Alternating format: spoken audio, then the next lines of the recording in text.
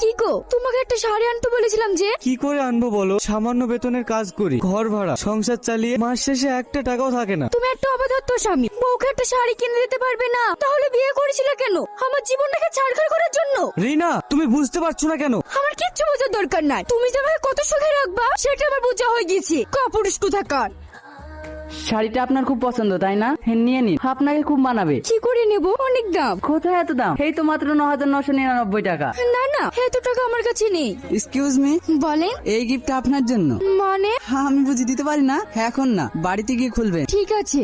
আচ্ছা বিজয় দা, তুমি সবসময় অন্য মানুষ কই থাকো কেন? মুখে কোনো হাসি নেই, কাজ ছাড়া কি কিছুই বোঝো না? না না, ঠিক আছে। এটা সেই শাড়ি যেটা তুমি পছন্দ করেছিলে। তুমি পারবে না এই শাড়িটা পরে আমার সাথে ক্যাফেতে দেখা করতে? এতে ফোন নাম্বার রইলো, মনে চাইলে যোগাযোগ করো। এখন কোথায় যাচ্ছো? সেটা তোমার না জানলেও হবে। আমি অফিস থেকে বাড়ি